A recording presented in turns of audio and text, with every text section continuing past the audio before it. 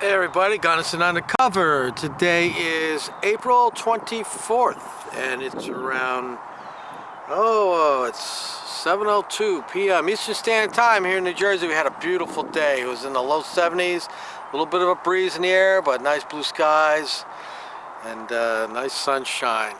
So we're closing up the evening now with a nice backdrop. So this story here, I'm going to read to you what this is. Colts Township Police here in Monmouth County, New Jersey, a story they posted on their Facebook page, and I'm going to read this to you.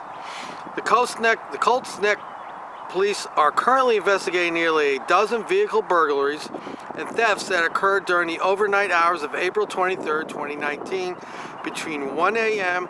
and 5 a.m. Multiple subjects are seen on video approaching vehicles that were left unlocked in their driveway, entering them and stealing various valuables and cash. The burglaries occurred in the area of Cedar Drive, also Hires Mill Road.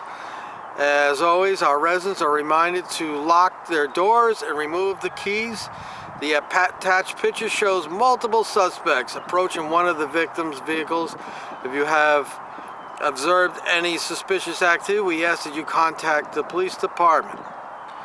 And there's a little picture right there. I don't know if you can see it or not. So,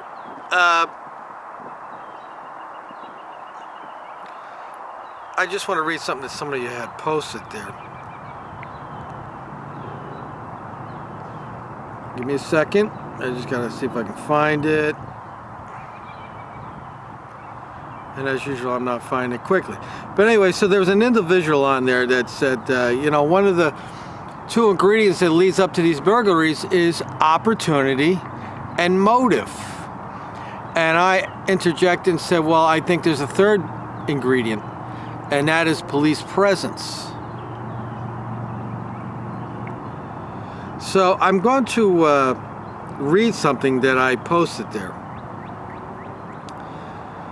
Someone posted there's two ingredients to this type of crime, motive and opportunity. I submit this.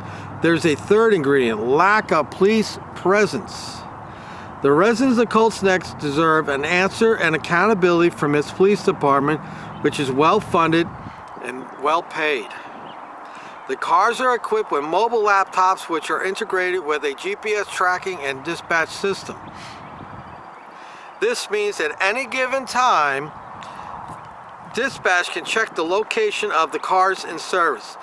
The questions the residents of Colts Neck should be asking is, where were their patrol units between the hours of 1 a.m. and 5 a.m. and were they moving or stationary? Assuming at least 2 units were on duty during that time period, what would be the time cycle of how long it would take 2 cars to patrol each street, and how many times in a shift could the street be driven down, taking into consideration service calls? Preventing crime is the responsibility of all. The police should keep mobile and refrain from motor vehicle of revenue enforcement or being stationary on a major road during evening hours. Residents should always remain vigilant and lock their vehicles and remove valuables. So my point being, and this is not really directed at Colts Neck, because I just did a story recently about Homedale Township Police having a similar problem of a rash of burglaries, breaking-ins, car burglaries, things of that nature. And as I said to Colts Neck, where were your cars during that time? Were they patrolling? Were they parked? Were they hanging out on Route 34 watching cars go by? Were they hanging out on 537 watching cars go by? You know, Colts Neck is a kind of a spread out area. It's a very rich area. The only poor people in that town are the people cleaning the houses. There's not a lot of miles of road in that town. So the question is, how long would it take 2 cars, 3 cars? I don't know. Whatever they got on duty, I would assume at least 2, probably 3. How long would it take each one of those cars to go up and down all the streets in their zone? And then when they get done doing that, repeat that, and just keep repeating that through the night. Is that a difficult question to ask? Is that a difficult question to expect the police to patrol? So I would ask Colts Neck Police, just like I asked Homedale, where were your cars? Were your cars parked or were they moving? Because the way I see it in Colts Neck, you got a couple guys there running around on that road. I happen to know that road. It's a spread out residential area. If a cop car came down the road, he's going to see them. What, don't you think? So this is what happens. The police get on there, and rather than saying, you know, we're sorry, we let you down, the cars got broken into, we're going to step up the patrols. No, they don't. They get in there and they make it sound like you're the problem. You should have locked your door. You should have taken your valuables in. It all happened because of you. Now, I will say that, yes, residents do have a responsibility in securing their valuables. But the police have a job to do. And what I've been saying for the longest time is here in New Jersey, where I'm at anyway, the bulk of what the police departments do around here is motor vehicle revenue enforcement. That is the bulk of their day. Because there's not a whole lot of crime going on here. I'm not saying that they don't have to answer domestic calls or shoplifter calls, things like that. But they spend the bulk of their day driving around doing motor vehicle stuff. This is why they spend $10,000 on a plate reader for the car. Because they know that $10,000 will be made up very quickly. Excuse me, I had dinner again. I'm always burping on camera. Sorry, folks, just the way I'm put together. So this is what they do. Their priority, and this is what I'm trying to change, their priority is motor vehicle enforcement. They ride around with the plate reader, they run your plate through the computer they got, looking for stuff. Because they know if they throw enough spaghetti against the wall, they're going to find a car, and then they can stop the car, and that motor vehicle stop will turn into a ticket or arrest, which means they make money. And this is the problem, that the police are being used to generate money because these towns are so addicted with all their little programs and their overpaid staff that they need to generate money, and they don't want to raise the taxes, because if they raise the taxes, that means the mayor might not get elected. That means the town council members may not get reelected. So the way they do it is they whack you with these tickets, and then their argument is, well, you know, if you weren't speeding, oh, you know, if you weren't doing this, if you weren't doing that, you wouldn't been stopped. Well, I would say if you weren't doing that, maybe those cars would not get broken into. Maybe that house wouldn't get broken into. You know, police just assume that they can do what they want and we have no input on it. And if we do say anything, you know, I'm sure they were shaking their heads, oh, there's that jerk again, putting his little wisecracks in there, stirring the pot. Yeah, that's right, I'm stirring the pot because I know Colts Neck, and I see what they do when I go through that town, right? Colts Neck, you're sitting over there by Becker Hardware, 34, sitting on the side of the road, trying to catch somebody speeding when you should be patrolling. You got very expensive houses out there, multi-million-dollar houses out there, and those streets should be patrolled at night. There's no excuse whatsoever that those break-ins happen like that. It's not like it was just one car and they got it somewhere. This was a string of cars, and it was a string of people, a group of people that are out doing that. You know, if you saw them 2 o'clock in the morning, it would be suspicious, and you probably would stop them and question what they're doing. Now, if they have a flashlight and they're looking for deer, that's a different story, but this is what goes on. And the sheeple out there, you sheeple out there, you're all happy with that. You know, I'm the only one that got on that Facebook page and said something and called them out for it. Everybody else is like, oh my, that's terrible, what happened? Oh, police, we love you. And one of the remarks I get that I got on the last posting that I did like that, similar story, Homedale Township, is somebody said, well, the police can't be everywhere.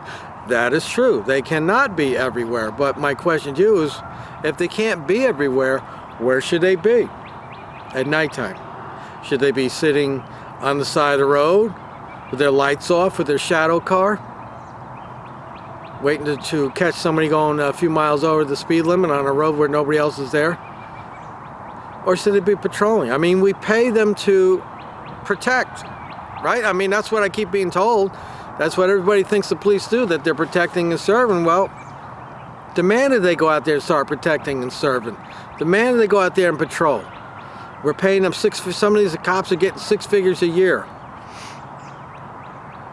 to drive around in the car. We're not paying, I mean, in my opinion, we shouldn't be paying them 6 figures a year to go out and sit and do motor vehicle revenue enforcement all day long. This is why I say they should take the money out of the tickets, and that puts a stop to it. Let the insurance company punish you if you get stopped. That's how it should work. But these towns, they're addicted to the money, and they need it, and the cops are put in a position to have to go out there and generate that money. And then instead of patrolling the neighborhood and keeping things safe, they're not, and cars get broken into. All right, I will put a link to this story in the description box. You can go look at it on Facebook. It's already on my Facebook channel, Facebook page, Gunnison Undercover, and you can read the story yourself. Let me know what you think about that. Should the police be spending more time focusing on patrolling for crime, or should they focus their time on trolling for dollars? If you ask me, and I'm glad you did, I think they should spend the 99% of their time patrolling the neighborhoods. And ask yourself, when you're going through your town, you're driving down the road, how often do you see a cop car sitting on the side of the road watching cars go by? How often do you see a cop car driving around with the plate readers on there? And by the way, those plate readers, they keep track. They keep a track of the plates that they read. And just one other thing, there are plate readers out there in the streets to keep track of where cars are coming and going. So don't think that that reader's just there to check your plate. It's keeping tabs on your plate as to where you're at. So I can tell you down in Asbury Park in Neptune, they got plate readers there. And when they're watching somebody or looking for somebody, it reads the plate and they go back and they check it and they can say, oh, this plate here went through that intersection at this time and date. So they are able to keep track of you. And if I recall right, the ACLU did a big Oprah request in all the towns in the state of New Jersey as to what they were doing with that information, where they were tracking us. So, yeah. So what do you think? More trolling for dollars, or more patrolling and keeping things safe from burglaries and things of that nature? And I'll just finish up with I've reported on Homedale Township and I've reported on Colts Neck, and they're really two of the same type of towns. It's very well to do. One side of Homedale, it's they're up there in the hills, and it's not the kind of streets where it's got a lot of traffic flow. So if somebody was out there at 2 o'clock in the morning walking around the street, it might raise an eyebrow. And I personally would not have a problem if a cop was out there 2 o'clock in the morning and saw a couple guys walking down the street and he stopped and asked them what they're up to. Now, as far as demanding ID and threatening to arrest them, that's a different story. I don't agree with that. This is Gunnison Undercover for the Gunnison Nation. Let me know what you think. Till next time.